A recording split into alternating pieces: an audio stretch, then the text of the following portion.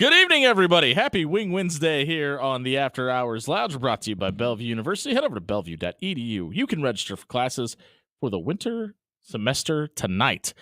Jimmy Allen, Dan Campen, and John Schreiner back in studio tonight. Hi. Hammering Hank Ludwig is with us tonight. I'm doing my best Monty Bolaños impersonation there. We got a great show lined up for you. The senior handicapper from VegasInsider.com, Brian Edwards, will join us at 6:15. Will, won't, should return in the games that we're going to watch this weekend, or we won't, and we're going to tell you which games those will be at 6:30. We will buy or sell on several topics, including things like Patrick Mahomes. Is he washed? Is he done? People want to know, Dan. The folks are asking, and we're going to let you know. We're going to answer. Top of the second hour. Is a super league the best thing for college athletics? John Schreiner doesn't think so. He's going to tell us why at 7:30. Ooh. You can tell us what you think at 402-951-1620, or you can follow us at After Hours 1620, where you can retweet the gift for our wings tonight and win yourself a $25 gift card to Cunninghams Pub and Grill. It is a Wing Wednesday tonight, but our show is like the reverse effect of a Chick-fil-A commercial. Okay. Shout out Chick-fil-A for a free plug there. We had hamburgers tonight, courtesy of Cunningham's Pub. I had the hot Irish burger, which is not hot, but it was delicious. Yeah. And if you like beer cheese, that's the go-to for you. I had the black and blue, which if there's a blue cheese blackened seasoning burger on your menu, I'm going to try it. Same. Did it have jalapenos on it? No. So But it was for delicious. me. That's the topper for a black and blue and burger. Really? like, it's got the crispy taste. onions on there, which was like A+. Dan, what did you try tonight? I had the hot Irish as well, Okay. and it was delicious. Grab yourself some wings, grab yourself some beer, grab yourself some burgers tonight at Cunningham's Pub. They're two great locations. The National Letter of Intent is dead. It's dead. No. Well, not quite. Bye-bye. It is going away from a high school recruiting sense. The National Letter of Intent program has been around since 1964. It'll remain around in spirit because when you transfer, you still have to enter into an athletic agreement, and they will still use National Letters of Intent for that. But a high school player coming out of high school, going into college, will now be a part of revenue sharing and revenue sharing contracts. Athletes cannot sign with more than one agreement. So once you commit, the word commitment now actually means something in the world of recruiting, because communication must stop with that player when the recruit signs that contract, and people associated. So agents are now being written into legalized documents with high school athletes, which is incredible. There won't be any signing day flips anymore. And this is according to Pete Nakos with On3. So this means that, I mean, maybe there will. This means now the days of seeing a player commit to Georgia and then flip to Ohio State are done.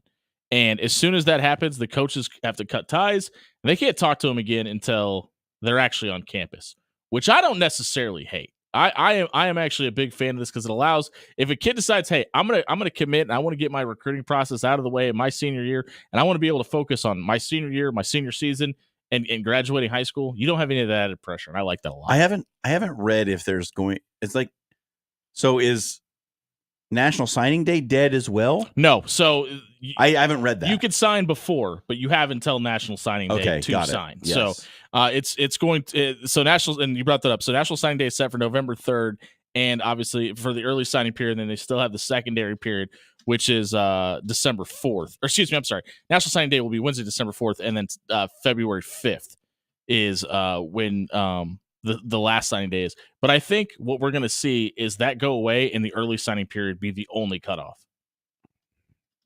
Because I don't know, though. The lack of cutting of communication doesn't make any sense at that point, because you're putting the dead period at a spot where you're allowing the coaches to coach and the recruits to finish out their second semester of high school. There's no other reason unless you're getting rid of that second signing period. Well, here's why I don't think the secondary one will go away is because issues. There are going to be kids who need those first semester grades to make sure they're eligible. Yeah, I think it'll be one or the other. They're going to either push it back to February and get rid of that early signing period, or they're going to make the early signing period the deadline. I don't think they can make the early signing period the deadline. I don't think that works for too many people. Like there's going to be too many people left out in the cold waiting on their first semester grades, and then what do they do? And we're going to catch up with. Then they have to just walk on somewhere, like right. There's the JUCO route there, because this feels like I don't think that's going to happen though. I mean, it happens now. When you have kids that are making grades, it already happened. So I mean, thinking that would go away would be weird. I think it's going to be more prevalent now. But there are enough kids, I think, who like are on the edge and they need those grades from that first semester to make sure that they're going to be ready. Yeah. And then if they're not, then yeah, if they're not eligible at that point, you're going to have to figure something else out. But I think there will be enough of them who are going to make the grade at semester who will then be ready to sign in the spring or late winter. My question is for collectives, for 1890, for the Birdcage, what happens to those entities? Because with revenue sharing, it's all being brought in-house. Are they still going to try to collect money for the revenue sharing so they don't have to give up that TV rights deal money? Like that like it feels bringing it in-house and the verbiage of that makes it feel like there's already a bank account set there and they have that money ready, primed, and set aside to make sure the payment is there. So are the days of QR codes on the back of helmets and QR codes up on the screen to make a donation gone, or are they more needed more than ever to fill that void? Listen, NIL's not going away, and here's why. It's because the biggest schools with the biggest donor bases are going to still have money to put towards buying NIL rights and giving prime recruits extra money. But here's the thing. NIL is still around in the NFL. Commercials for free. Absolutely right. So does it look like more of that model? Businesses are reaching out on their own behalf because there's revenue sharing and they have to broker those deals themselves? Because that seems really problematic for 18 to 22. Not if they have an agent. Yeah, but I feel like that's still going to be very few in between. I don't think collectives are going away completely. I think that they will see the amount of donations given to them reduced for everyone, not in a power conference. Because, listen, the power conference teams are going to make enough money from their TV revenue to fill out their revenue sharing portion of the budget, right? Which is up to $22 million. So they're going to have that extra money ready to go. We're going to spend the max. We're going to divide it among the athletes. It's going to be fine. Is it going to be fine? That's an interesting debate. I think for a lot of schools that are in power conferences that are making the big dollars on TV revenue, it's going to be fine. You now have to balance. We have to recruit the star left tackle and make sure we have enough money for him with long lines of keeping under the $22 million to pay the quarterback, to go get the cornerback you want. And you're going to have to balance that checkbook along with who you're like. There's not technically a salary cap.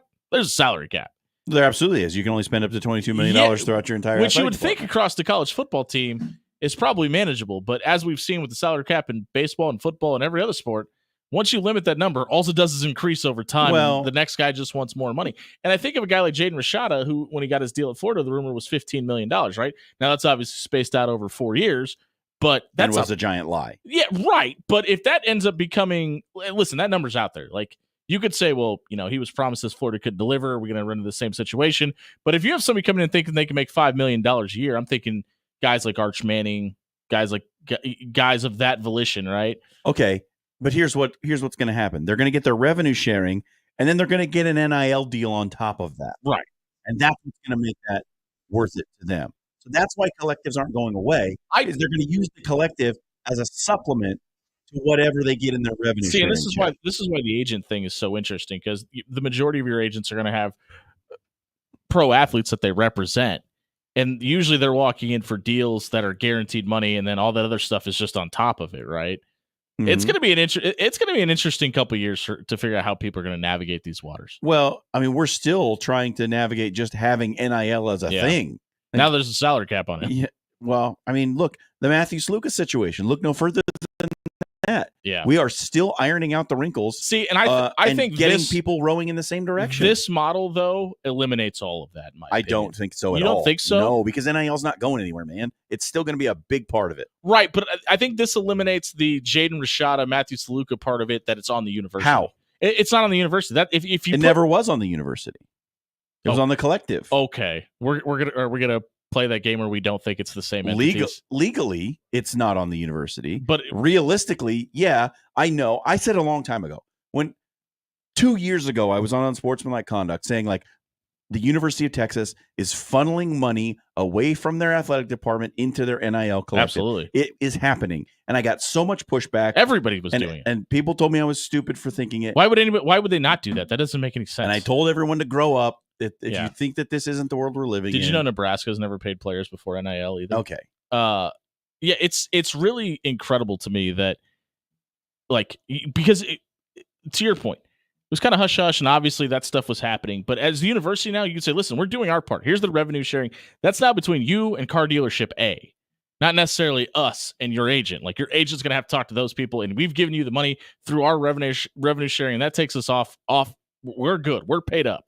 So it kind of gives the university an out, in my opinion, because they're going to be paying something. The problem with Matthew Saluka is he didn't get anything. He didn't get he got his $3,000 moving stipend. Well, there's rumor and speculation out there that he didn't even get that now, by the way. Well, okay. This is what we've been talking about for a long time with this situation. Coaches are upset because they don't actually have full control of their roster. Yeah. Right?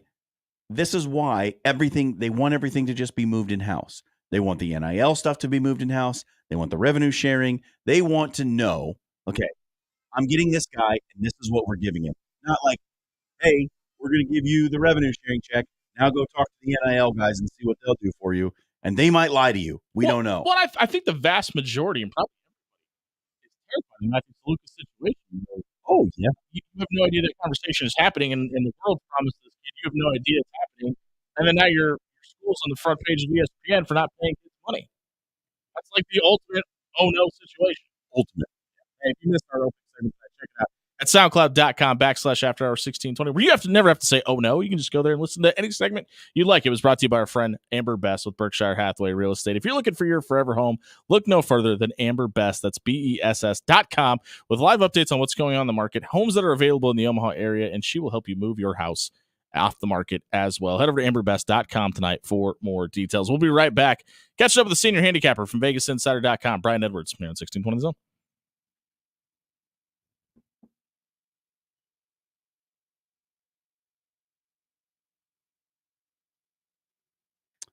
Hey, everybody, it's John Schreiner here again for our guys at Jerry Ryan Clothing and Sportswear. Do you need suits? Do you need some new Husker gear? Do you need some new Creighton gear? Hey, basketball season's right around the corner. Are you ready for game day? When you head to the gym and you sit down in your seat, are you ready for someone to go, hey, that's a nice shirt. Where'd you get that? Are you ready to tell them you got it at Jerry Ryan, 78th and Dodge? The great brands like Mizzen and Main, Johnny O, Peter Millar. Are you ready? And if you're not, you need to get yourself down to the center of town, 78th and Dodge. Check them out. They got all the great gear in all your favorite teams. Plus, the greatest suit fitting experience in the Midwest. They have you covered quite literally with the clothing. Check them out. Jerry Ryan Clothing and Sportswear, dressing Omaha for over 50 years.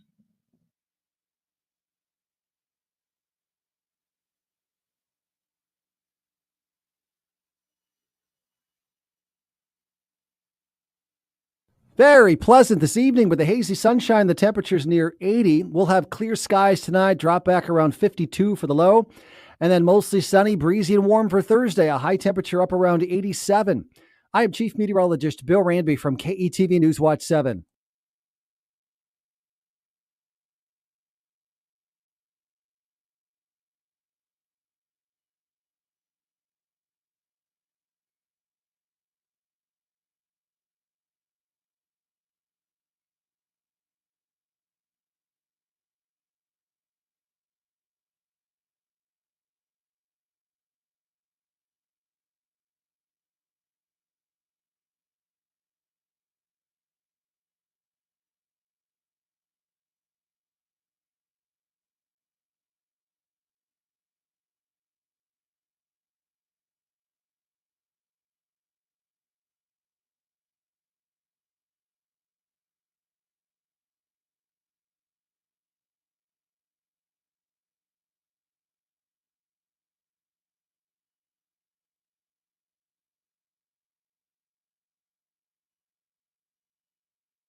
After spending another summer on your deck dealing with the harsh sunshine, hot temperatures, and all-around unpleasantness, maybe it's time to start thinking about upgrading your deck to something a little finer with Forsman's Finest Decks. Forsman's Finest Decks is pretty good at building covered decks or patios to give you more shade for cookouts, hangouts, or even enjoying a game on TV. Start by booking your new deck for the spring of 2025. Family-owned Forsman's Finest Decks are the finest decks you can find. Find Forsman's Finest Decks at forsmansfinest.com.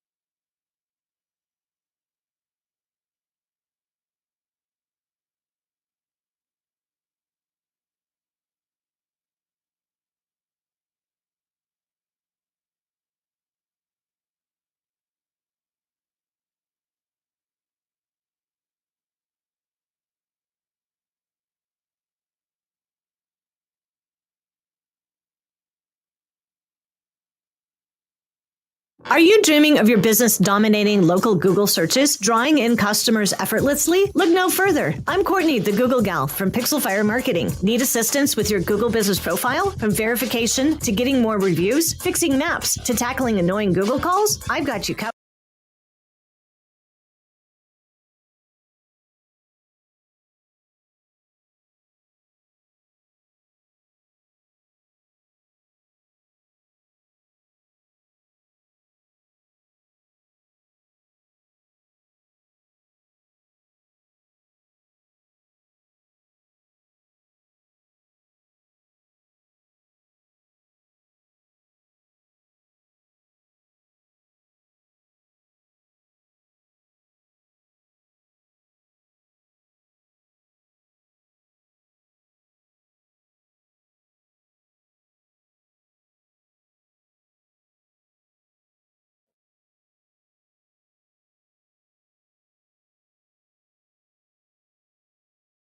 Hey, everybody, look, it's Brian Edwards.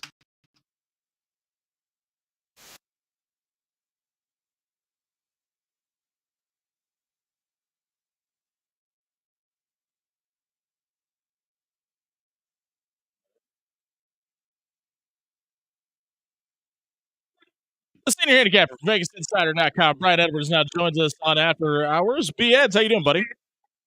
Doing great, gentlemen. What's happening? Hey, man, I know you're in Tennessee, and our thoughts are with you guys down there in Florida. Is everything going all right? We're in your neck of the woods? So I'm in Northwest Florida. So these last two hurricanes here, the last 3 weeks, we've got extremely fortunate. This one is having no impact on us whatsoever. I'm actually kind of sunburned from catching rays the last couple of days, and it's beautiful weather here. But obviously, it's dire straits in Central and South Florida. We got many friends down that way, and but yeah, Northwest Florida. Various parts. Florida. We're not Texas or California, but we are a pretty big state, and sometimes they get it bad in South, Central, Northeast, or Northwest. We're lucked out here the last 3 weeks. Well, I'm happy you're doing all right, and our thoughts are with your friends down there, though, man. We're glad to hear that you're doing okay, though. So let's get to football. College football this week. There's a ton of. This is probably the best slate of games we've had all year. Pitt is a team that surprised a lot of people off to a 5-0 start this season. Cal has to come across the country to Pittsburgh. The Panthers are 3-point favorites. Who are you liking that game? I love Pitt, -3. Now, if your number's 3.5, I would think that most books that do have it at 3.5, or at least as of like 2 hours ago, had it at -105 price. Meaning, if you want to buy it at 3, it's probably only going to cost you like -120, -125 juice max. I definitely recommend buying it to 3. Pitt is 5-0, but straight up and against the spread. Eli Holstein 15-3, TDINT ratio, also making a lot of plays with his legs. I usually have all my stats in front of me for you, Jimmy, but I'm not at my computer right now. But Holstein is absolutely balling out, and this is not only Cal's. It's just a horrific spot for Cal. Not only is it their third trip into the Eastern time zone in the last 5 weeks, but it's off a late night game on Saturday in which, you look like you're about to pull one of the biggest upsets of the year. And it just had to be so draining and deflating. And now you got to go get sky high for this, undefeated team that's playing great. And, Pitt isn't known for getting good crowds, but I mean, at a 5-0 pace, I would imagine they'll have a pretty good crowd. And I also think that it's not a bad idea to maybe throw some very, very, very small change or minimum bet on Eli Holstein at 150 to 1 odds to win the Heisman. Wow. Whoa. Hey, Yeah, go look at their schedule. I think they'll be 7-0 going into a game at SMU, and if they can win that, or even if they lose that, I think they win their next one at home to Virginia. And if they're 8-1 or 9-0, they've got a home game against Clemson. It'll be a showcase game, and if he balls out and they win that, he should be firmly in the mix going into the last 2 regular season games. Hey, this one's just for me, and nobody else is going to have any idea what I'm talking about. Back to our conversation earlier. You set the over at 3. Have we hit the over yet? The over at you know what? I am on 3. It's a push, okay. So wait. It's almost a push. All right. All right. Okay, so we got Vandy and Kentucky. Vandy obviously coming off the monumental, once-in-a-lifetime upset, and they go to Kentucky, and the Cats are a 13.5 favorite over Vanderbilt. Diego Pavia and company. Are we believers in Kentucky here? I'm not. And hey, guys, I turned my car on. If my volume got worse, I can turn it off. You're good. No, we're good. We're good. Good. Okay, cool. This is obviously the worst spot you could possibly imagine for Vandy. Kentucky's had 2 weeks to prepare. You're off the biggest win in school history, but I made Kentucky an 8-point favorite. I think the letdown scenario has been overcooked into this line. I mean, it's clearly already, built into the line. I think it's been overcooked into the line. And Vandy's been a double-digit underdog 3 times already, and they're 3-0 against the spread with 2 outright wins. And the only loss was a overtime loss at Missouri, where their kicker missed multiple field goals. Yeah, they should have won that game. Yeah. So I mean, I'm a big Diego Pavia believer. And look, Kentucky played about as good as it could possibly play against Ole Miss, and they've been listening to everybody sing their praises for 2 weeks. I think it's a dogfight to the finish. I put a little sprinkle on Vandy plus 400 money line, but I took them plus 14. If your number's 13.5, I'd buy the hook to the key number of 14. Speaking of the hook, your Gators have to go to Neyland after coming off that big win over UCF. Obviously, the Volunteers stunned by Arkansas last week. The line is 15.5. Where do you like this game at? So, I mean, look, I'm way down on Billy Napier and have been for a long time. Right? But, however, this line is insane because Tennessee, it doesn't matter how good Tennessee is. Florida is Tennessee's daddy. My Gators are 17-2 straight up, 14-5 against the spread the last 19 head-to-head meetings. We like to call Neyland Stadium the Swamp North because that's what it is. And for Florida to be a 15.5, and by the way, the 2 losses in the last 19 years were total nonsense. We blew a 21-0 lead in one of them, and the one 2 years ago was just all on Napier. He totally mismanaged that game completely. We lost 38-33, but it doesn't blow Florida out. Florida plus 15.5. All right, this one's for the sickos only. So if you're not a sicko, plug your ears. We got some action, 11 a.m. Saturday game. Ball State and Kent State. The number is 59.5. Where do you lean in this one? ESPN plus only viewing. Look, these are the 2 worst defenses in America. Again, I don't have all my stats in front of me, but your listeners, if they dare take this off the beaten path play, they can go look it up. The defenses are the 2 worst in the country. And the offenses have actually showed life when they played other MAC opponents. And basically, I did watch a little Kent State and but it was right in front of me at the casino week one. But yeah, and the Kent State quarterback played good. Well, their last game, he had 3 touchdown passes, and I think it was 305 yards. So a lot of points, 59 now. For anybody that's wondering, their combined record is 1-9. Record last week in the NFL was 6-0. John's Commanders are +7 taking on Lamar Jackson and the Ravens. Who do you like in this battle of electric quarterback matchup? Yeah, I've successfully backed Washington 4 weeks in a row, Nice. and I'm going to stay on them. I don't like them as much as I like them at -3 at home to the Browns, which is I made my biggest bet of the year. And LOL. I really wanted to bomb like I've never bombed a game before, but I was too much of a I was too scared. Yeah. We appreciate that radio edit, by the way. But I wanted to put my life savings on it. I loved it so much. But anywho, look, I mean, I'll take the Commanders +6.5 or 7. At any venue, anywhere against any team right now. Jaden Daniels is playing like a top 5 quarterback.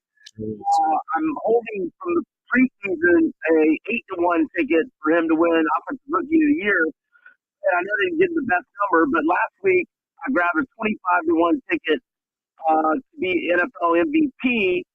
And I also have grabbed a Washington +260 ticket to win that division. That was before the Browns game. I think it's down to 160 now, but they're going to win that division if Daniel stays healthy. And I would buy the half point at 7. They're going to cover the spread. Baltimore's got issues on defense. I'm not saying Commanders definitely went outright, but they are going to cover the spread, in my opinion. I'm holding that same Rookie of the Year ticket, by the way. Hey, Nice. Brian, I have unsuccessfully backed the Commanders for 35 years. So Well, now it's time to reverse course. yeah, that's and right. get back on them. That's right. Okay, we got Broncos Chargers. Bo Nix, the rookie, against the veteran quarterback. You like Broncos in this one? I do. I made Broncos a 3-point favorite. Wow. They're a 3-point underdog. I know the Chargers are coming off of a bye, but both of their offensive tackles, Slater and Alt, are questionable. They both missed the last game, and if they miss, or just one or the two missed, or if they're both less than 100%, that is no bueno. Denver, they got they're third in the NFL in scoring defense. But most important, they lost their first 2 games, albeit close games. But in those games, Bo Nix had no touchdown passes and 4 interceptions.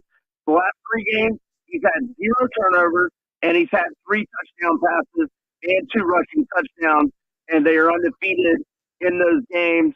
I think the Broncos went outright, but just go +3. I mean, if you want to do a lot less for +135, if you can get that money line, maybe a little bit of that, but 80% of your money should just be on +3. It's not a big enough money line payout. You know what I mean? Broncos. You got a dinner to get to, so we'll get you out of here on this one. The Bengals can score in spades. Somehow the Giants scored 29 points last week against the Seahawks. Still not sure how that happened. The total in this game, Bengals-Giants, is 49. Where do you think this one lands at? I like the over here. Bengals, the over is hit in 4 straight, and they've all gone well over. I don't know what's going on in the Bengals defense, but no help to Dak Hill, got injured here in the last week or so. And Burrow's playing great. The issues are not with him, T. Higgins, or Jamar Chase. Giants showed a little life offensively. I'm hoping Neighbors gets back. Now, if Neighbors is not, I don't know if you practice today, concussion protocol. If he's back, I really like this play. If Neighbors is not back, I don't love it. Maybe just a little small change on it. And look, I don't know if the Bengals are going to get to 3. I know they're 3.5 now. If the Bengals get to 3, I like the Bengals -3. I don't know about laying the hook, though. That's the senior handicapper for VegasInsider.com, Brian Edwards. Hey, we appreciate it. We'll catch up with you next week. Thanks, gentlemen. You have a great week. If you missed Brian's picks tonight, check it out at soundcloud.com/afterhour1620 or wherever you may find your podcast at. It was brought to you by Controlled Comfort Heating and Air. It's fall, and you know what that means. You need to get the maintenance done on your HVAC units. You can be prepared and not freezing this winter. Head over to controlledcomfort.com to set up a maintenance appointment so you can have peace of mind about your furnace this winter. You can also make sure that the winter and spring seasons weren't too harsh on your AC as well. Check out controlledcomfort.com to book that maintenance appointment tonight. We'll be right back telling you which sicko games we're watching this weekend. On 1620 Zone.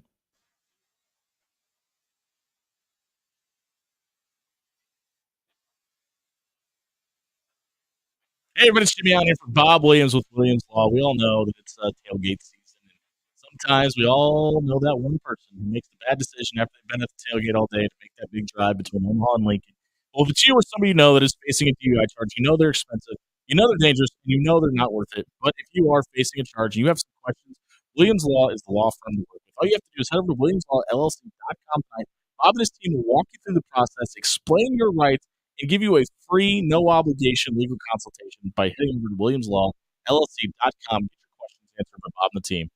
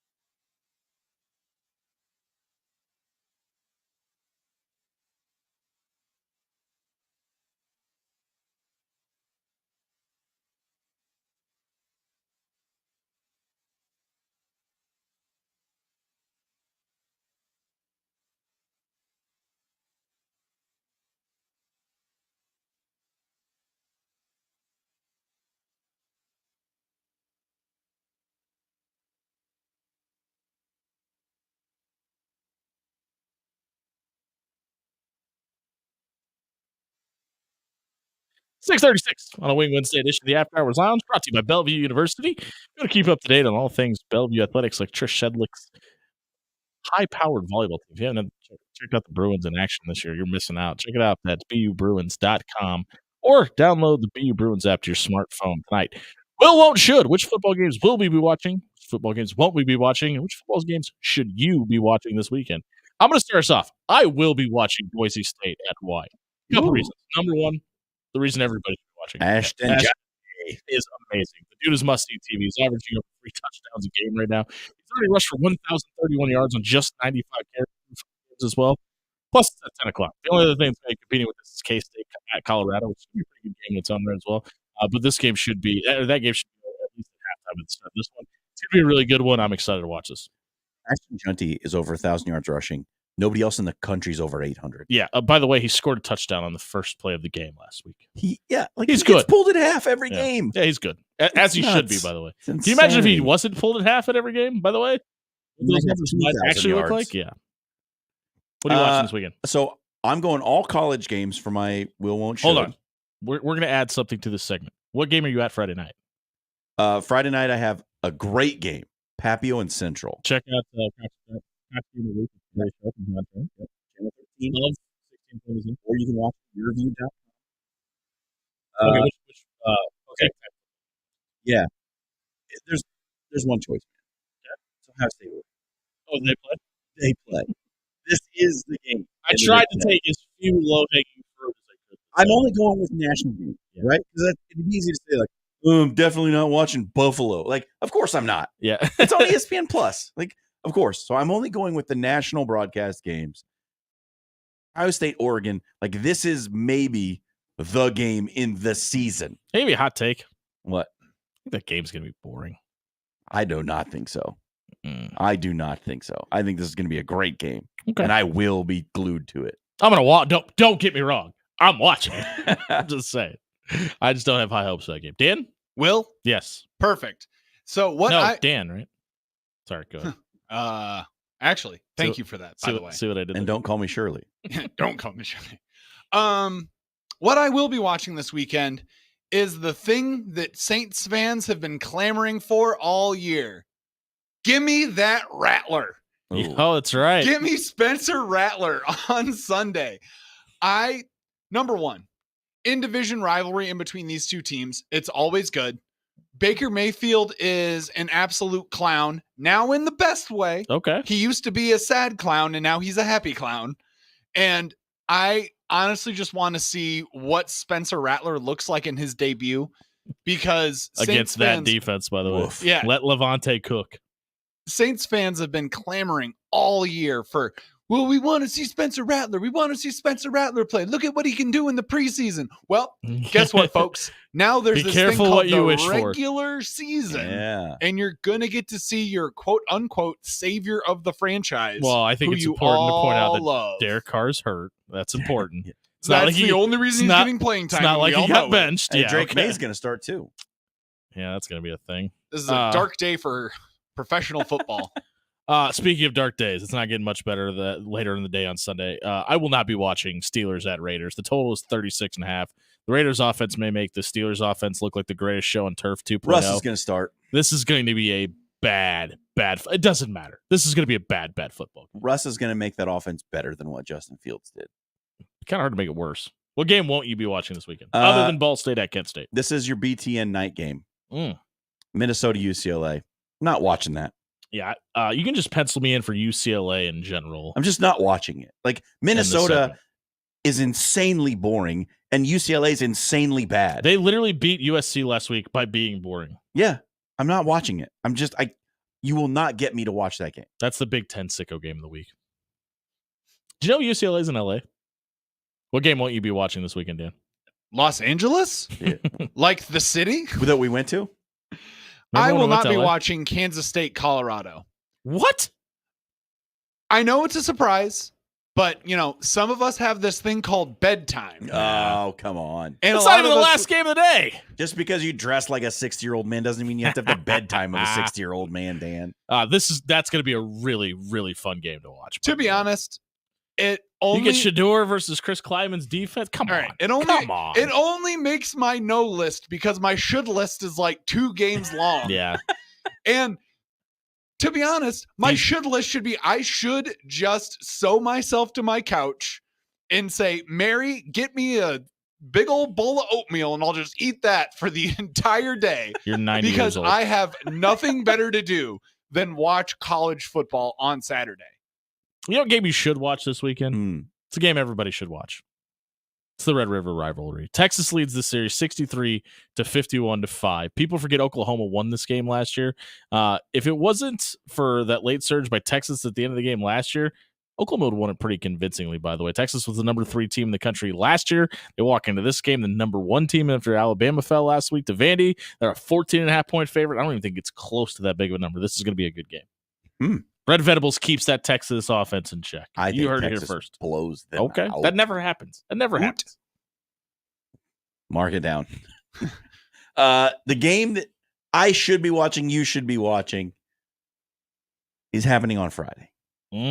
Oh, Utah, Arizona State.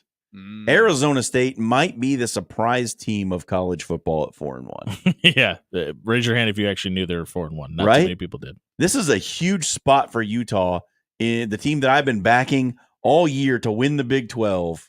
Huge spot for the Utes to make their claim. Yeah, but if they lose this game, they are a game behind. Like they're 2 games behind BYU. Then Arizona State got blown out by Texas Tech, and they probably should have lost to Kansas. So I don't like. But that I get where you're coming from. Tough. Yeah. And they can run the ball. Like this is a big spot for Utah, and if they don't win, like BYU is firmly in the driver's seat. Then, so for the Utes to keep pace ahead of the Holy War, they got to win this game. We talked about Ohio State, Oregon already, and obviously it's a big weekend in the Big Ten because you got Penn State, USC as well. It's a big weekend in the Big 12. Colorado, K-State as well. This and then is you got like, Iowa State, West Virginia too. There are some conference race battles this weekend. It's October, folks. Speaking of which, right now the Mets are leading 4-1 in the top of the 7th, and the Yankees and Royals are deadlocked at 0 in the top of the 3rd. We'll try to keep you up to date on all the baseball going on as well. Dan, what game should people be watching this weekend? So this is my advice to everybody right now, because you should be watching 2 games this weekend. Okay. Unfortunately for you, normal people out There's there, 10 games you should be watching this weekend. Yes, this is just my list of 2 because unfortunately they happen at the same time. But you should invest in either ESPN Plus or Peacock, and you should watch Ohio State and Oregon at the same time that you're watching Ole Miss and LSU. Good take. If you want to be a real true college football sicko, you will have both of these games on at the exact same time. YouTube TV. If you don't pay for expensive YouTube TV or own multiple TVs, you know what you do have? A phone. You know what you could have? A laptop. And you can download the Peacock app. You can download the ESPN Plus app. And you can watch one of those 2 games on either one of those services while simultaneously watching the other one on cable. Yeah, my daughter's TV hasn't made it back into her room since the start of football season, by the way. It's a good choice. This show was always turned up, and we're about to turn up in the social media soundbite when we come back. If you missed Will Won't Should Tonight, check it out. SoundCloud.com/afterhours1620. It's brought to you by our friends at Cunningham's Pub. It's a Wing Wednesday. What does that mean for you? It means if you just follow us on social media and reshare or tweet out the GIF or the Facebook post of our wings tonight, we're going to enter you into a drawing to win a $25 gift card to Cunningham's Pub. Yes, it is that easy. You can be getting free beer and wings as early as tomorrow on us just by following us on social media. We'll be right back. Give me the social media soundbite here on 1620 The Zone.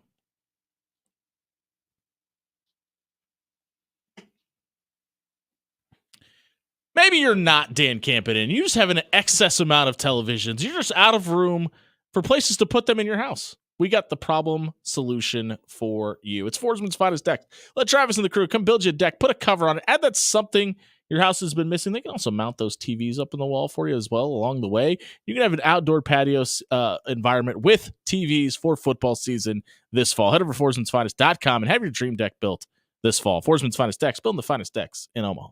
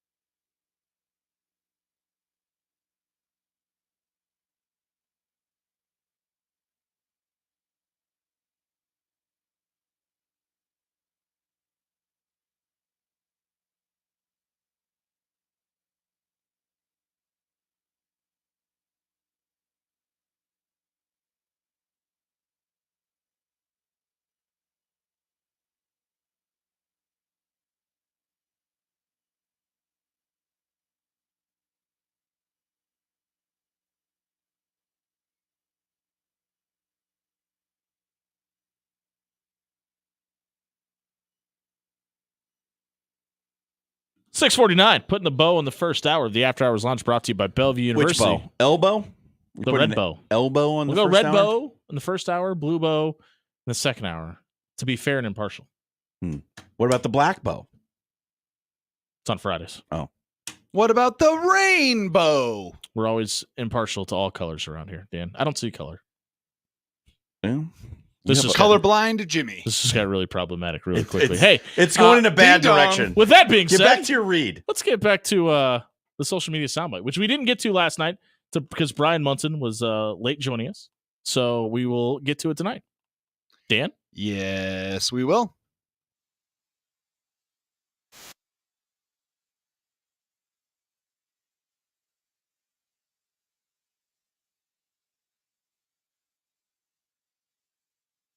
Blow the horn. Anchor down. Anchor down, doors.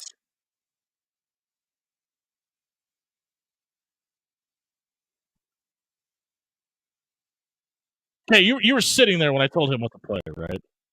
I'm gonna explain the clip Okay. because you got people Make sure I wasn't crazy. on a grass surface.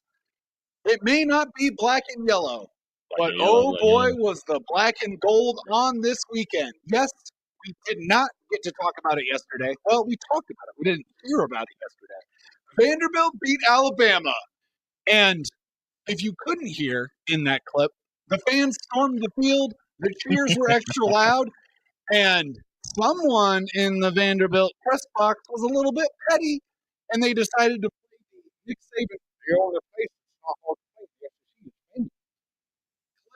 in the stadium right after they won. All right. Go Commodores! I got a couple things. Anchor down, doors. I have a couple things to say about that whole situation.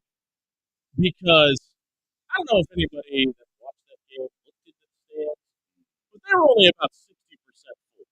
So it's not like Nick Saban was exactly wrong. 80% of the fans in attendance were Bama fans. Yeah, at one point, the Alabama defense was pumping up the crowd in that game, by the way.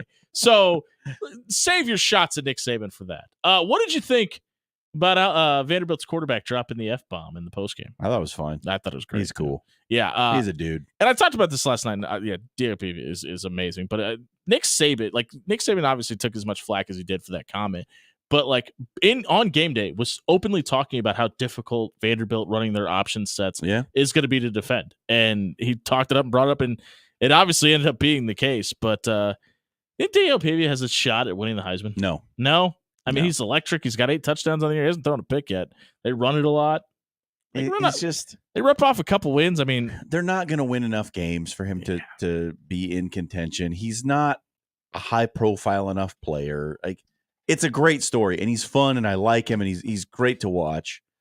But that's all it is. He's not going to play in the NFL. He might go to Canada. He'd be good in Canadian football. What does the world look like if the Heisman Trophy winner is the quarterback at Vanderbilt? It doesn't look like a world. You don't think they can win enough games? You know what it looks like? Me running a dynasty with Vanderbilt on College Football 25. Got to hear for it. You don't think they're going to win? I mean, obviously, them losing to Georgia State is horrible, and they should have beaten Missouri. And probably shouldn't have beaten Virginia Tech. Yeah, well, they dominated 3 quarters of that game. Virginia Tech came back. And should have won the game. I disagree. But let's think of Kentucky this week. I think they can win that game. They play Ball State. They're going to win that game by 100. They still have Auburn, South Carolina on the schedule. And if they can pull off one more upset, I think there's a real world where we could be looking at a 9-3, 8-4. Listen, Lamar Jackson won the Heisman with a 9-3 Louisville team. Okay. That was Diego very Pavia different. is not Lamar Jackson. Correct. It's Diego Pavia. But listen, I think you're out of pocket on this one, Jimmy. It's probably plus 20,000 here, realistically. I would give you that. I would give you that number on him being a finalist. There's a chance. I would give you that number on him being a finalist. Yeah, it's probably more realistic. I'm just saying, it would be a really cool, fun story. It would be great. It would be super fun. It's just too bad that it's not going to happen. If they beat Texas, LSU, or Tennessee, is it more likely of a situation? You think they have to win? Well, it's more likely, but it's not. It's doesn't mean that more likely than 0. He gets labeled it's a good point. He gets labeled the giant killer. if that's Yeah, the case. sure. Like, they become these world beaters if that happens. And They beat Alabama.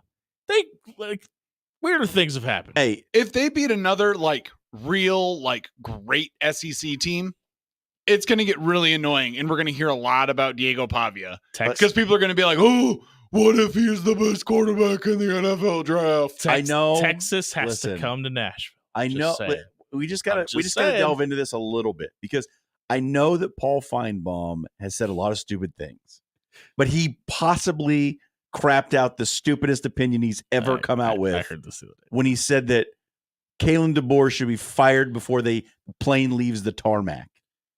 That is the absolute dumbest possible take in the history of Paul Feinbaum. Like, it's just awful. It is so To hard. be fair, he doesn't know what to do with himself. It is so hard to it's hard to win.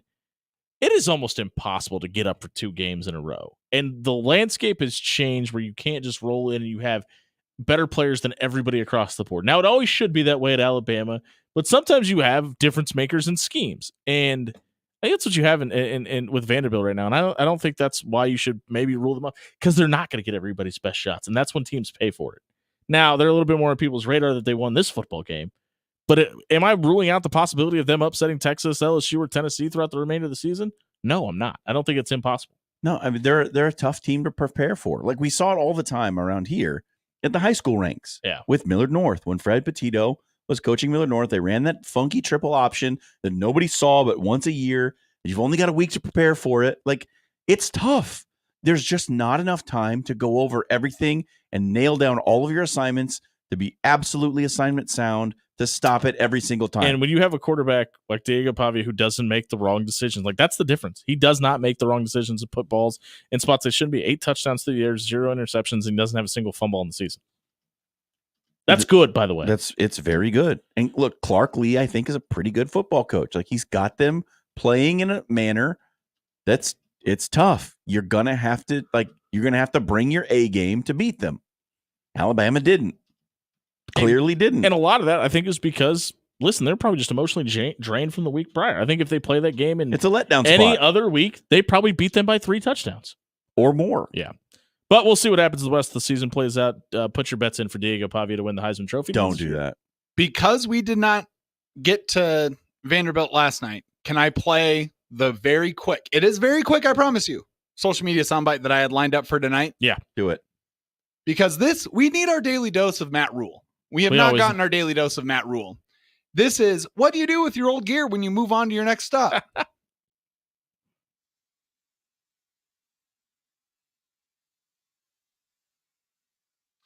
You notice he says, I've got a lot of Temple and Baylor stuff at his beach house. There's one stop missing in there somewhere. Yeah, where's the Carolina Panthers gear? Yeah. He gave that right in the back to Dave trash. Pepper. Yeah, he probably left it on his doorstep when he walked up. Folded in a nice pile on his desk. Yeah, with something in the middle of it. Hey, if you missed the social media, Dave. social media soundbite tonight, check it out at soundcloud.com/after-hour-16, wherever you may find your podcast. That was brought to you by Pixel Fire Marketing. Are you the decision maker in your company? Google your business right now. Do you like what you see? If you don't, you need to work with Courtney Murdoch, the Google gal at Pixel Fire Marketing. She'll help you build your Google business profile, get you better reviews. She'll even get some pictures set up so your business can reflect itself on Google as well and help out with your SEO searches tonight. Check out pixelfiremarketing.com for more details tonight. We'll be right back. Buying or selling on Kermit the Frog. You're on 1620 The Zone.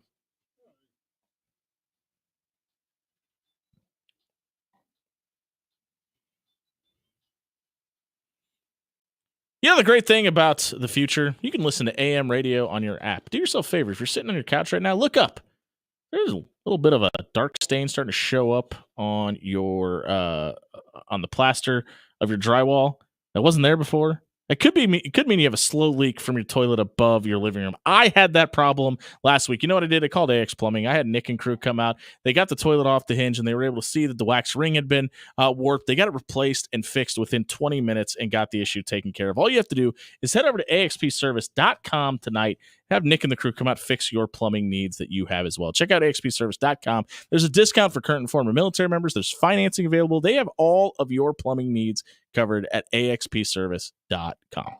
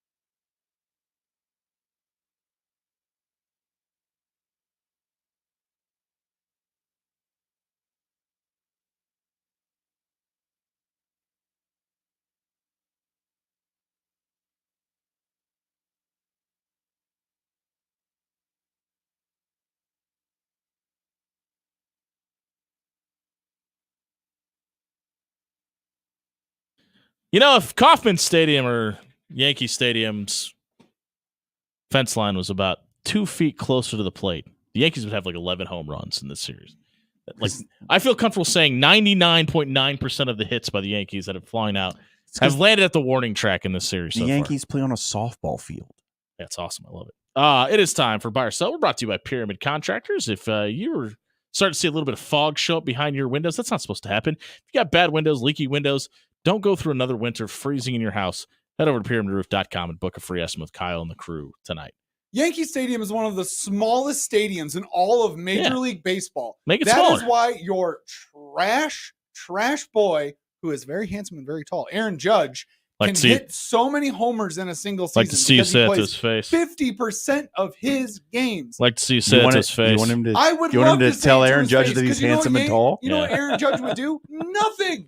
He'd be like, "I appreciate your opinion, but that's all." Remember that scene in Game of Thrones where the mountain just crushes that dude's skull? Yeah. Look a lot like that. It's time for Buy or Sell. We're Hammer and Hank Ludwig, the pride of Westview High School. Ask us some sports-related questions. All right, you ready? Yeah. All right. Hideki Matsuyama. Go ahead. We're not going there today.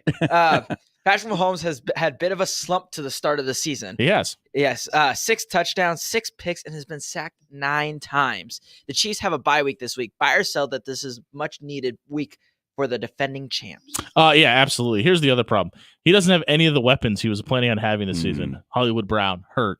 Isaiah Pacheco, hurt. Xavier Worthy now dealing with an injury as well. Rashee Rice is banged up. Travis Kelce is 900 years old.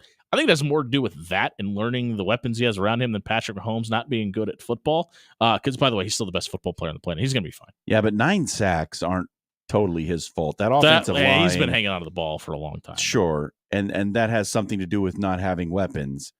But that offensive line has kept him clean 1-0 Yankees throughout his career, and they have not done so this season. So there's some blame to be spread around. Sure. They absolutely need this off week to get themselves right. They're building that plane while they're flying it. Henry? I would say that by the way, they're still undefeated. Yeah, they're also 5-0. And also, he hasn't had to rely. They're able to rely on the run game this year. Yeah, getting Kareem Hunt is a big deal. Exactly. And so, like the past years, he hasn't had that option to go to the run game. So I don't know, man. Isaiah Pacheco is pretty good, but now they do. But in past, are you years, crapping on Clyde Edwards-Helaire? No. Why do you hate LSU? I don't hate LSU. Okay. Isaiah Pacheco was pretty useful last year. Yeah. When they He won was. that, Literally won the Super that, Bowl. I was gonna say, what's that big game at the end of the year that Yeah. they won 2 Fine. times? In a row? Hey, years listen, I'm on Hank's team. The run game is way better this year. Thank you. Better. Henry, what's number 2? The Mets and Padres led their respective series at the time. That says lead, but that's fine. What? It's the same word. It's lead. They lead. Oh, sorry. Yep, you're good. English too, is a bad language. Nope, it's Let's try this again. The Mets and Padres. lead their respective series at the time of writing this question. The Tigers were beating the Guardians. As of right now, each wildcard team has home field advantage in their series. Buy or sell, the wildcard teams will make their league championship series than division winners. It's pretty apparent that the Mets are going to probably win this game. They're absolutely putting it on the Phillies right now and scoring in droves. I believe they're up 5-1. The Yankees now lead 1-0 in the top of the 4th with 2 outs and a runner on second. So I think they're going to win this game. But with that being said, I still have a little more faith in the division winners that are still in these series, and I think the majority of them are going to figure it out. I don't think the Tigers are good enough to win that series. I think the Mets might be. So the Mets are going to win it tonight. Yeah, I'm going to say this. I think 2 wild card teams get in 2 division leaders. I think it's a split. So I'm going to say hold. I will hold on this question. I actually think the Royals might win this series and break your heart, Jim. It's a bad take, but all right. So I'm taking the wild card teams. Yeah, and to be honest, I'm on John's side here. I really like the wild card teams, even though 2 of them are from the exact same division as my baseball team. And as I said when we were on break, Jimmy, this is a heartbreaking thing for me because we should be the ones to lose to the New York Yankees, my Minnesota Twins. I don't care who not it is. the Kansas City Royals. But I begrudgingly will say that I like Kansas City a lot in this series. Bobby Witt Jr. has a weird aura about him right now. He'll probably be the MVP this year. So, yeah, I can't say it. Yeah, I don't know. I think it's going to be an even split. Henry, what say you? I mean, as of right now, I'll hold. I think the Royals might win this, but the series. But as a whole, I don't know. Fair split, sure. Yep. All right. What right. else we got? But don't look now. Coach Prime is 4-1 and 2-0 in the Big 12. Buy or sell, Colorado can contend for the Big 12 championship. I think it's going to matter a lot what happens on Saturday night. I know we talked about it a little bit ago, but if they win that game, it's at home. It's in Boulder against Kansas State. I think they have a legit shot to make some noise and have a possibility to try to catch BYU, especially if Utah stumbles against Arizona State. I don't think that's going to happen. But I think BYU can win that game against Utah. And if they do, I think that opens up that second place slot for just about anybody. And Colorado's playing good enough to grab that spot. Boy, Nebraska's win over it's looking better and better each week. Terrible Colorado's looking better and better. Look, their defense is still very bad. Colorado has been winning despite their defense, not because of it. They are going to face real offenses now. Kansas State's a real offense. They're not going to beat themselves. A legit weapon who's not going to hand the game on a silver platter to Colorado. Yeah. I don't think Colorado wins. I don't think they can contend. Think they make a bowl? At this point, they only need 2 wins, so it seems likely. Because you and I were both very much off. I thought they would win 5. That was my right, season prediction. Dan, Colorado playing for a Big 12 championship? No way. Sell super hard on this question. Honestly, it's not even because of anything on the field necessarily. I just don't see them making it all the way. The Big 12 is just absolutely stacked this year. And I still think that they have a problem with big-headedness. Where they're going to get a couple of more wins under their belt, maybe. And then it's going to be, well, we're the best. We're the world beaters. And then they're going to get taken except when you go to Lincoln. So many picks. Henry? I don't like Colorado, so I'll say they Good take. Good take. All What's right. number 4? The Browns are 1-4. Deshaun Watson. That's not 4-1. Nope. 1-4. Deshaun Watson has the fewest passing yards of any QB who has started 5 games not named Jacoby Brisket. Yeah, Jacoby Brisket. That's fine. We'll go with it. It's fine. It's too late for this. Hideki Matsuyama. Buy or sell, it's time for the Browns to move on. Sell, because it's time to move on 3 weeks ago. Give Jameis Winston a shot. Let him get in there, let him cook. Find a way to just pay Deshaun Watson to sit at home and never play football again because he is absolutely horrible. He's also been sacked the most times, by the way. If you're not watching John Fanta's game recaps on Facebook every week when he talks about how the Browns failed this time, you need to be consuming those because he is absolutely scathing on Deshaun Watson. And I can't discount anything that he says. Deshaun Watson looks like a shell. He looks like a shadow of the player that played in Houston. And I don't think there's any redemption for him here. You have to get rid of this guy. If they ever make a live action version of Family Guy, I hope they cast John Fanta to play Peter Griffin. So I was going to say it's not time to move on from Deshaun Watson. He's trying to get his sea legs. But Jimmy, you let me in on a very important fact here. The Browns have Jameis Winston. Yo, Mets! Jameis Winston is the most electric quarterback that can possibly be your backup. I am in love with your take. Yeah. Give Jameis Winston the ball. Have him talking about eating W's in front of that Cleveland crowd. They'll embrace him like no one's ever been embraced. Boy, could Cleveland get another problematic quarterback on their roster? Yeah, they've got a few. Henry, how do you feel about crab legs? I don't like them nor dislike them. Weird take. Okay, what's number 5? The only Would you QB to steal be them sacked from a hotel, Henry? What? It was a Would you grocery steal store. crab It was legs a from Publix. hotel? It was a grocery It was a store. Publix. It was a Publix? Yeah. Oh, that's even worse. Alrighty. The only QB to be sacked more than Watson this season is Geno Smith, but he leads the league in passing with 1,466 yards. He only has 5 touchdowns on the season. Buy or sell that the Seattle can be the playoff team again this year. I buy. I think they're good enough. I mean, especially with the way that the 49ers are floundering and continue to have more injuries pile up every single week. I think Seattle probably wins the West at this pace. Yeah, Seattle's a playoff team. I think that the NFC it's considerably worse than we thought it was going to be. Yeah, by a large margin. Right? Like the Cowboys don't seem Nobody's like they're good. very good. Nobody in the NFC is good. Minnesota might be the only good team in the North. They still have Sam Darnold as their quarterback. Until as long as that's the case, I'm not willing to buy the South is just eating itself alive. Seattle looks like they might be the 2 seed, honestly. It's the way. I mean, they did just lose to the Giants, so pump the brakes on that. But they've played really well up until this point. Yeah, I think they're absolutely a playoff team. 100%. It's an easy buy. Geno Smith right now, for some reason in Seattle, can do no wrong. And like John said, let the rest of the NFC just cannibalize itself, and you probably can make your way to a Super Bowl pretty easily until you face the Green Bay Packers in the playoffs. Go Packers. They probably No. Henry?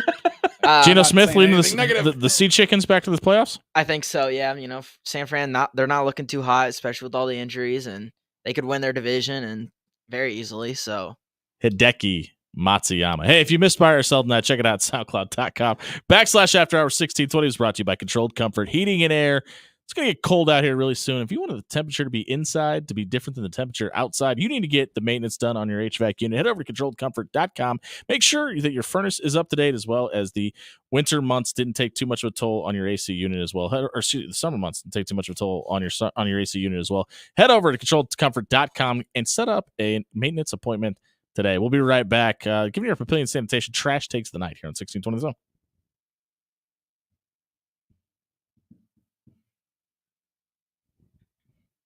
Hey, everybody, it's John Schreiner here for Williams Law. You know, Bob comes in every week, talks to us about the pressing legal issues in the world of sports, and you hear his great takes, his great opinions.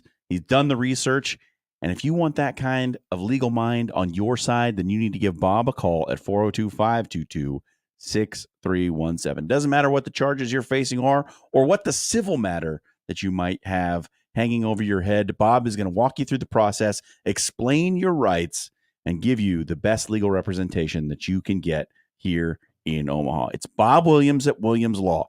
Let him give you a free, no obligation legal consultation for whatever legal matter may be pressing in your world. It's 402-522-6317 or check out williamslawllc.com.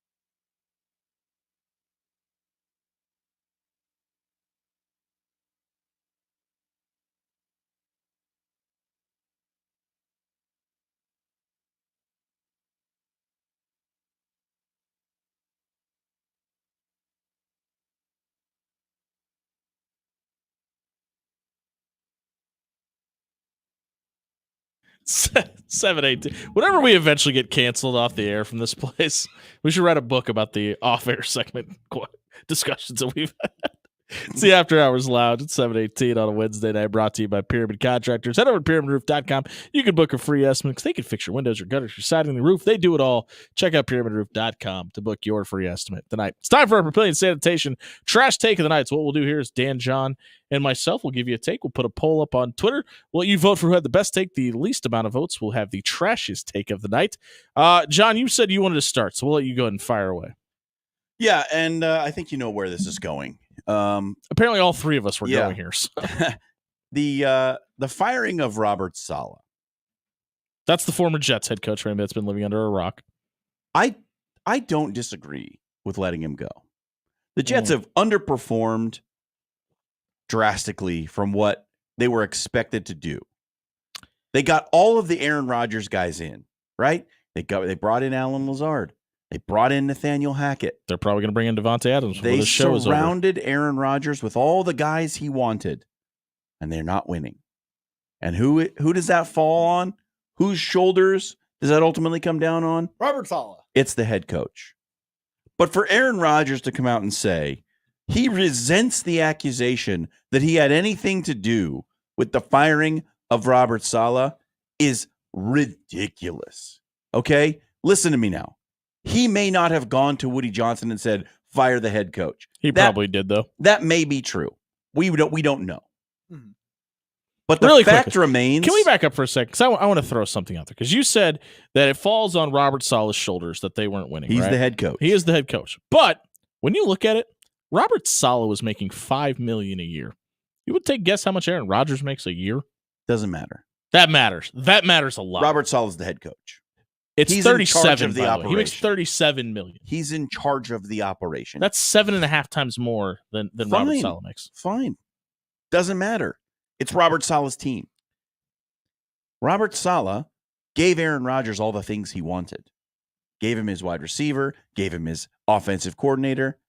And to say that giving him those things and it's not successful means that he had nothing to do with Robert Saleh getting fired is wrong. It's asinine. He had everything to do with it because he got all the things he wanted and it's not working. The same way it was not working at the end in Green Bay, which is why Nathaniel Hackett left, which is why the Green Bay Packers were losing in Aaron Rodgers' final 2 seasons in Green Bay. It's very weird that Aaron Rodgers complained that the Packers never got him anybody to help him and then asked for everybody they had in Green Bay to come with him. That was very weird.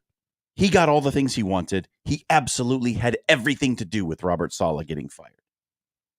So, a couple of points that I want to push back on there, John. And they're not disagreements. I want to point that out right away. You're allowed to disagree. That's what we do here. I know. Because I'm about to highly disagree with you when Dan's done. Because the same thing happened with Mike McCarthy. But the big difference when Mike McCarthy got fired, let go, parted of ways, fired, Green Bay fired him, was Aaron Rodgers was overly critical of his head coach's game plan in the media. Publicly, on the field, with his looks over the sideline. He was not as overly confrontational in the media with Robert Saleh. Now, does that mean that I don't believe that Aaron Rodgers got Robert Saleh fired? I think that's because Robert Saleh. I think that's because Robert Saleh stand together. I think that's because Robert Saleh could kick Aaron Rodgers' ass. But go ahead. It's just all of the stuff with Aaron Rodgers today on Pat McAfee, where he constantly pointed out, "I regret the accusation that I got my head coach fired, and I don't want to talk anymore about it." Because he got his head coach fired. Aaron, Ian Connor just put out a book about you and basically said, hey, there's no proof that Aaron Rodgers got his head coach fired in Mike McCarthy, but if you read the words that are on these following pages, you're going to find out that's basically exactly what happened, because that is what he has done his entire life. And yes, I do realize I am slandering my old head coach, or my old head coach and my old quarterback, but it's time. He got weird and he got funny, and not in a good way. All right, I'm going to take over the Papillion Sanitation Trash Takes because I've decided to pivot on what I was going to say. Dan, you're going to appreciate this. The Bears may be the worst ran franchise in all of sports. The Panthers would like Love a it. word. Yeah, but here's the thing.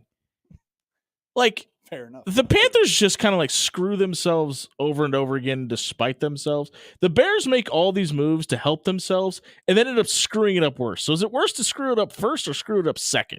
Because the Bears are doing it like after the Panthers do it in the same mold. And I say that by saying this, like, you had a chance to fire Matt. Like it made. I've said this a million times. I said it before the draft. I said it before the end of the season. Like, it makes zero sense to let Justin Fields go and keep Matt Eberflus. You have to do both or neither for it to make sense, right? Because if you don't know which one is the problem, which is clearly what the case was with Chicago, then you either keep both and try to help what you have, or you get rid of everybody and blow it up. Because drafting Caleb Williams into this situation where you didn't know if the offensive problems were on the offensive staff and the head coach, and bringing him in, and now you're clearly going to fire Matt Eberflus at the end of the season because it would make zero sense not to. Having him start behind the 8 ball and then come in with new offensive staff again next year is going to completely hinder the guy that you brought in with the number 1 overall pick. And to the point we were just talking about with Robert Saleh, it makes even less sense to fire him now, because it's like nobody believes that the Jets offense is going to get better now that Robert Saleh is gone, right? No, Like, you didn't- everybody you that was there didn't before then is the still there. defense was not the problem. Yeah, it made zero sense. Both those situations, like, if you're going to fire a coach, do it at the end of the season or wait till the next year is over, because firing him in week 5 isn't fixing anything. Dan, what's your trash take of the night? As you know, there is one sport that we never talk about on this show, and that is the sport Water of fishing. polo? Oh, okay. That is true. I don't know if we've ever talked fishing on the show. It's in the liner notes on the RSS feed. So I don't know when we did it, but we talked about it once, probably in very quick passing. But it is a sport, and technically sport fishing is what you call fly fishing.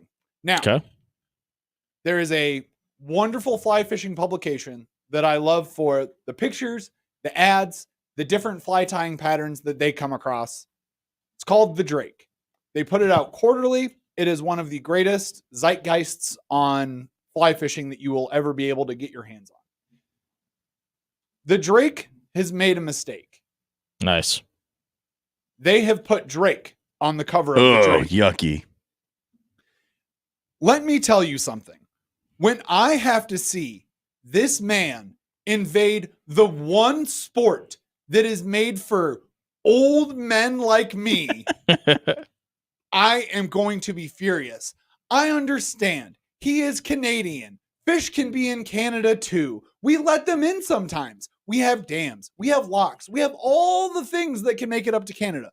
But your Nocta collection, Drake, is not, and I repeat, it is not a way for you to scam people out of money who have a decent living and actually have fly fishing apparel that they wear on a consistent basis. Also, if you want to overpay for fly fishing apparel, then do the right thing and get 2 South, 8 West. It is way more money than any of that Nocta stuff is going to be, and it's actually created by people who like fly fishing, enjoy fly fishing, and actually do the harder version of that sport, which is Tenkara fly fishing. If you don't know, now you know. 2 poll questions up at Fishing. After Hours. Who had the best take in our Pavilion Sanitation Trash Takes? And does at Dan's the Manager have the weirdest takes ever? You can vote in both those polls right now. If you missed our segment tonight, want to find out why Dan is such a weirdo? Check it out at SoundCloud.com/After Hours 1620. It was brought to you by our friends at Jerry Ryan Clothing and Sportswear. We can't thank those of you that stop by 78th and Dodge enough for stopping by and telling Jerry Ryan, hey, we stopped by to buy a shirt from Mizzen and Main and Johnny O, because we hear John and Dan and Jimmy talk about it, you guys, all the time on After Hours. You sold out an entire rack of Nebraska gear. They sold more Nebraska gear in the first 4 weeks this football season than they had in any of their previous seasons combined. Thank you so much for stopping by 78th and Dodge and telling Dan and the crew that After Hours sent you. If you still need some Creighton gear before basketball season, make sure that you get over to Jerry Ryan and buy all of your Jays gear tonight. We will be right back. We're going to tell you exactly why there should or shouldn't be a super league in college athletics. We come back on the other side of the break here on 1620 The Zone.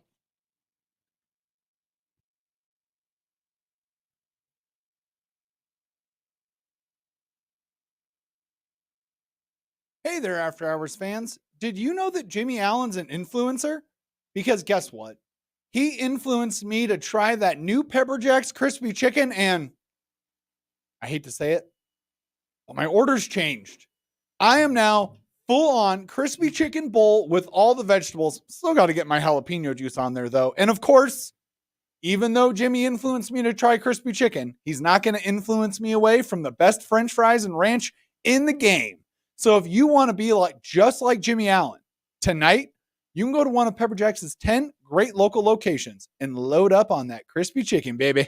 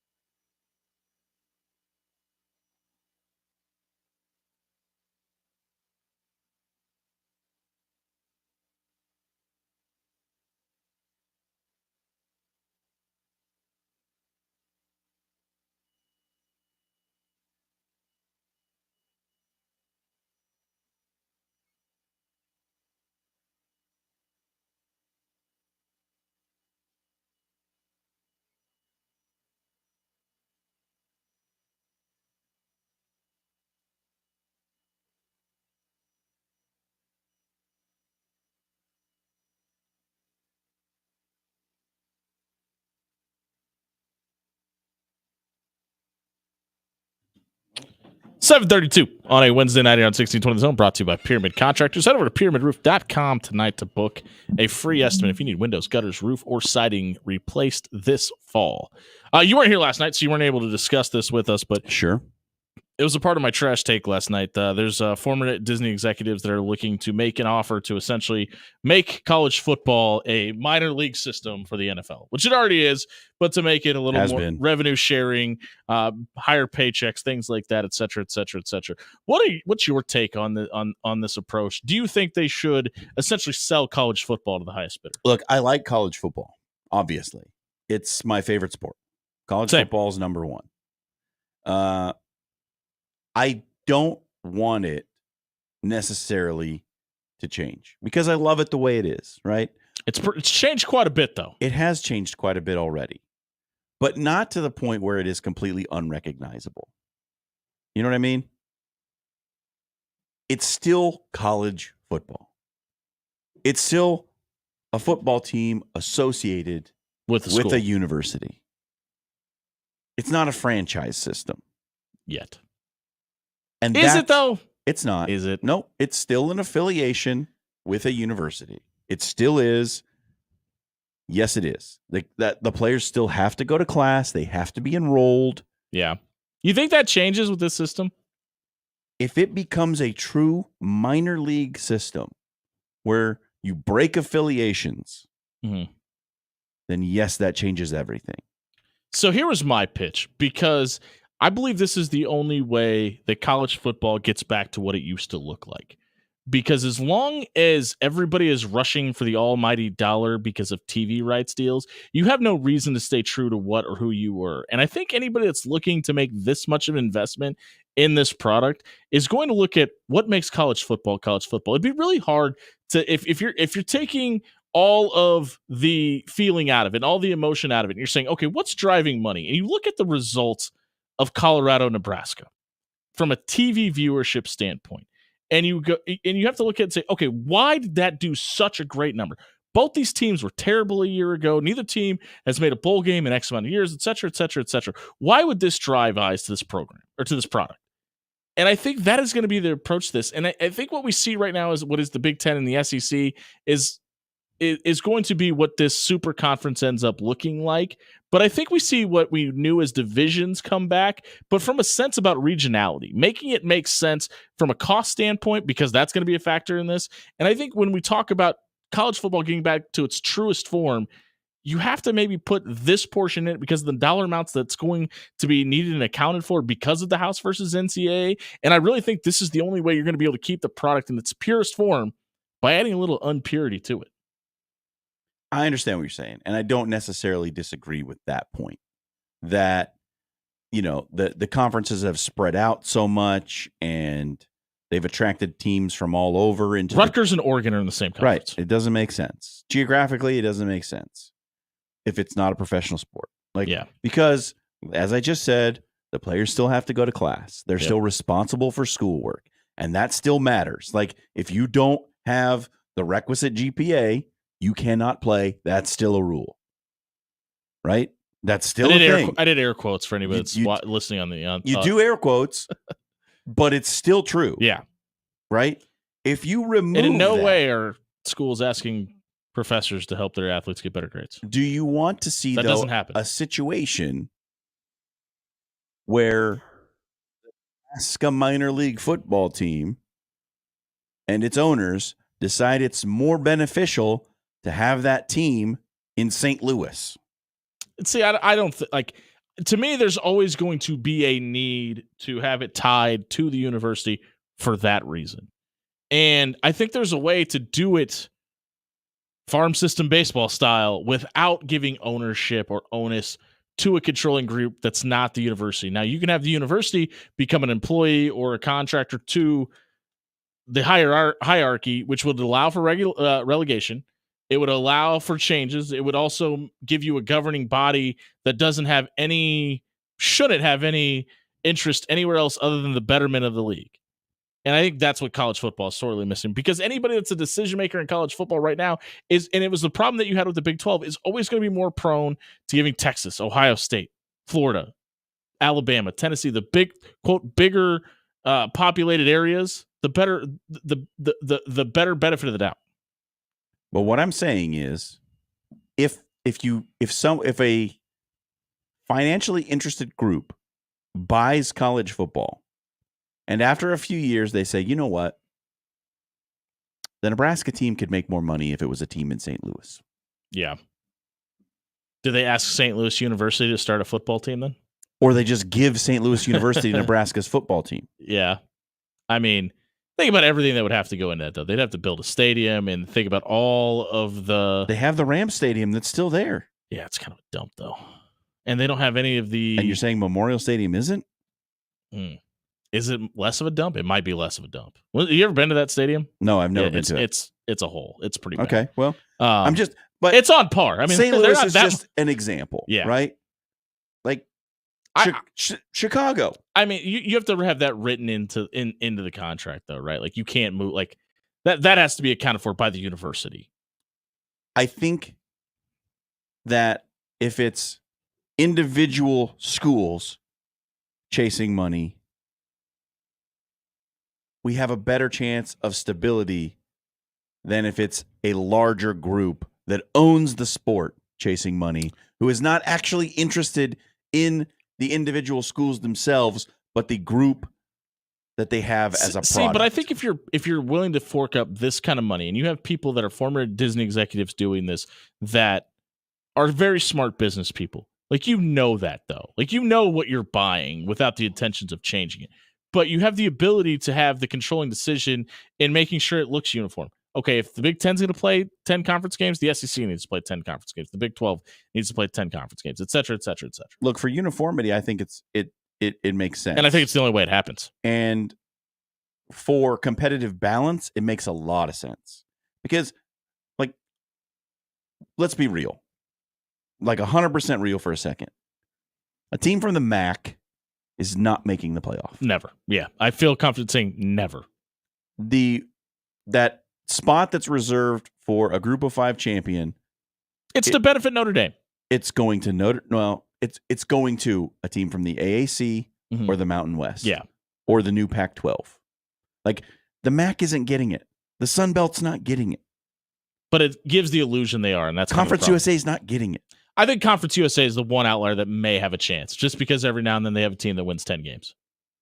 So, competitive balance-wise, it.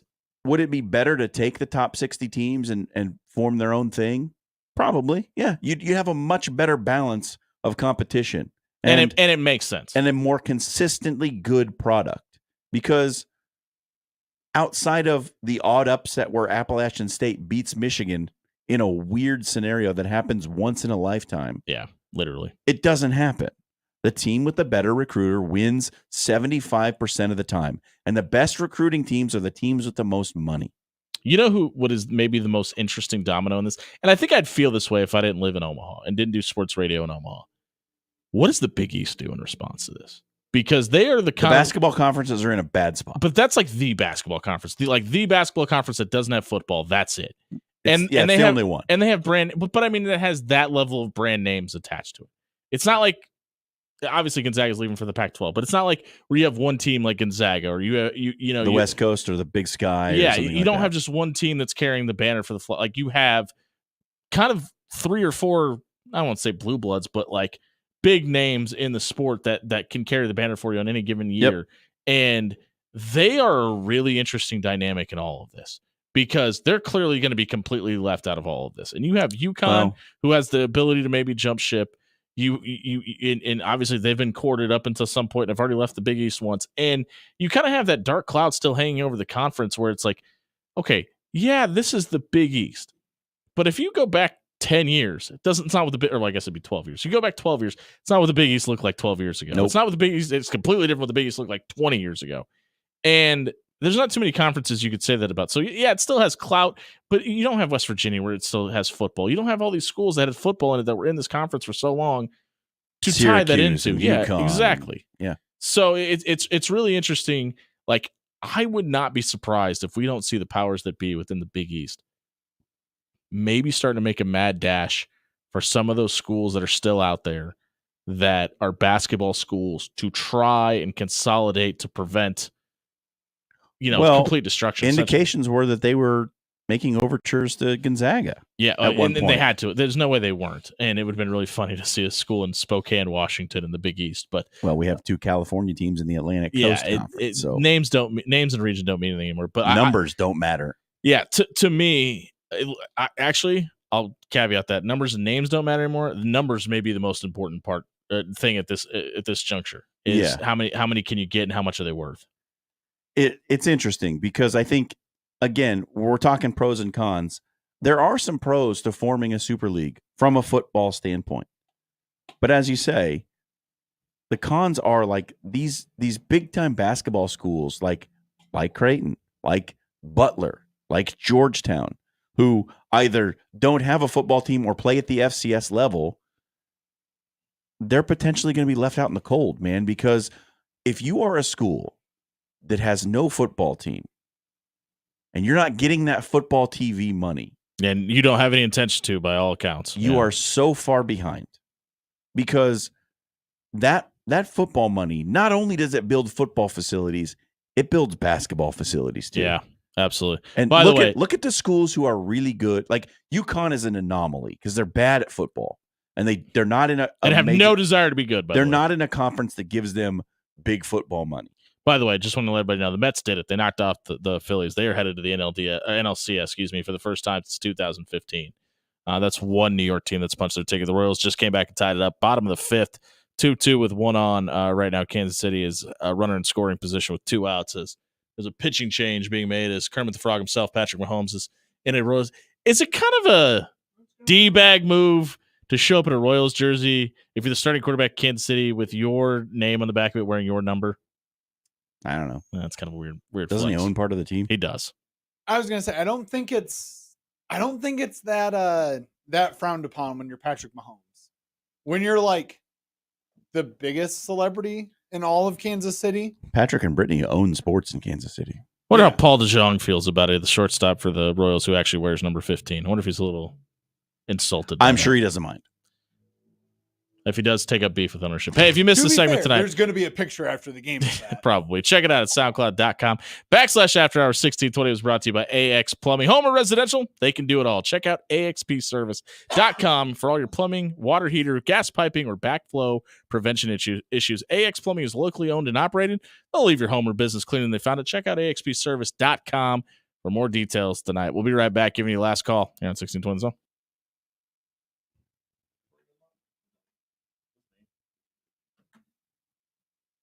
Hey, everybody. John Schreiner here for Cunningham's Pub. It is Wednesday. You know what that means. It's a Wing Wednesday. You go find that gift that we tweeted out.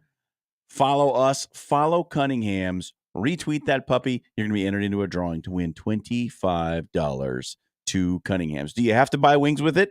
No, you do not. It's up to you what you get. I would highly recommend that you get some of the smoked wings with your $25 gift card because they are absolutely delicious.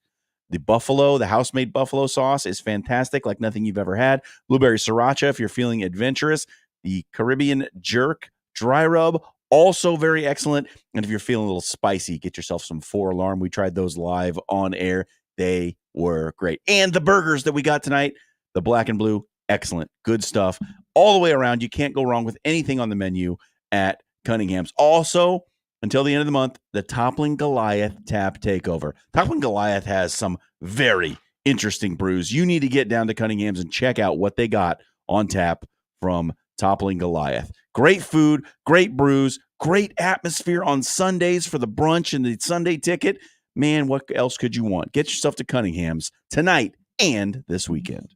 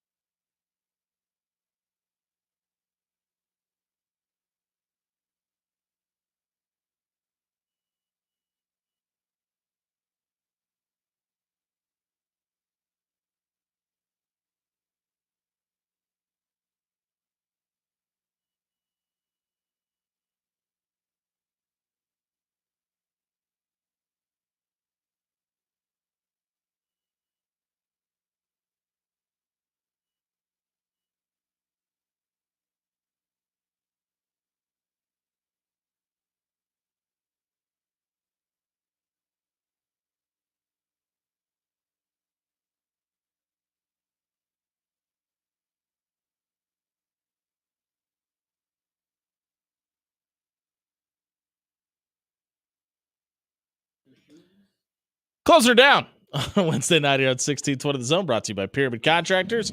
Listen, it's going to get cold out sooner than later, and if you got bad windows, don't go through another winter freezing your tail off. You can head over to pyramidroof.com. You'll get a free estimate just by heading to pyramidroof.com and booking one with Kyle and the crew tonight. It's time for last call. What we're going to do here is we're going to each give you 3 picks in the NFL this weekend. 1 spread, 1 over-under, and 1 prop bet, I guess. That's it. Yeah, I mean, I don't know if I like the terms. Some of the things we do aren't always props. Maybe we'll find out a different terminology for that. I'll go and start us off. My entire parlay 3-team 3-legger is plus 513. Give me the Cardinals plus 5.5 at Lambeau Field this weekend. I just feel like there's so many question marks in Green Bay, Wisconsin that Kyler Murray and crew can overcome. They're playing a lot better than people thought they would. Give me the over of 36.5 in Steelers Raiders. Both teams are bad. The Broncos found a way to basically hit the over by themselves last week against the Raiders. I think the Steelers do that this week as well. And then give me the Chargers in the first half money line, -3 this weekend as well. Again, plus 513 on the parlay there on the 3-legger. John, for you? All right. We're going with Steelers Raiders. Steelers are a 3-point favorite. Raiders are making a quarterback change this week. They're going to Aiden O'Connell. I don't believe in Aiden O'Connell. Neither does Aiden O'Connell. I believe that it's not been announced yet, but I believe the Steelers are going to move on from Justin Fields. They're going to start Russell Wilson. I think that offense gets better. Game Give me time the Steelers It's happening. to win by more than 3 points. I like the number in Chargers Broncos. Okay. It seems low, 35.5, right? Broncos defense has been pretty good, but 20-17 doesn't seem out of the question, right? That's 37. That's over. Yep. So give me the over in Chargers Broncos. And then here we go. Deshaun Watson to throw an interception. -155. That number is way too low. Dan? So this is the biggest Oh, hold on one second. Dan? This is the biggest point spread that is available to you right now on the Warhorse Sportsbook in this weekend's edition of the NFL. Nice. And it is the Houston Texans -7. Remember, it's very important, folks. The Houston Texans, they're playing the New England Patriots. And if they don't win by more than 7 points, I don't trust CJ Stroud anymore with my children and with my life. Yeah, Drake May is starting, by the way, for the Patriots against D'Amico Ryans' defense. Keep that in mind. That's right. Keep that in mind. And if you can find an interceptions prop for that game, that might be a good one to pick up too. Odds are probably even better than Deshaun Watson, actually. Give me 1 second. Give me the under of 47.5 in that Cardinals and Packers game that Jimmy was speaking of earlier. You guys haven't seen so far this year. Xavier McKinney playing some really good defensive football for those Green Bay Packers. You cannot get a line on Drake May to throw an interception. That tells you it's probably happening. That's crap. And then, speaking of crap, good team playing a very bad team, I would like you to give me the total touchdowns by the Atlanta Falcons this weekend at over 3.5. You bundle that all together, make it into a sweet little parlayed package. It's plus 817. Henry, we didn't ask you earlier. Is there a game in football this weekend you're looking forward to? Who's Westview got tomorrow night? Or Friday night? Bellevue East. Bellevue East. Okay. Tomorrow. It is tomorrow night. It is tomorrow night? Okay. Yeah. I like Westview in that one. Yeah, me too. Me too. Any games in the NFL or college football you're looking forward to? Ohio State, Oregon. Yeah, That's gonna because my buddy's an Ohio State fan. And what's your buddy's name? Kevin. Tell he was here on the show earlier. Tell me owes you $5 for giving a shout out on the radio. Hey, if you missed any of the show tonight, want to hear who Henry gave a shout out to, you can listen to it at soundcloud.com/after hours 1620, wherever you may find your podcast. Our bets tonight were brought you to courtesy of Warhorse Casino and Sportsbook off 63rd and Q. Slots, table games, and yes, their sportsbook is open. You could bet on any game going on outside of the state of Nebraska. If you or someone you know is having a gambling problem, call 402-806-7344 tonight. For Henry Ludwig, Dan Campion, John Schreiner, I've been Jimmy Allen. Happy National Cupcake Day, everybody. Less frosting.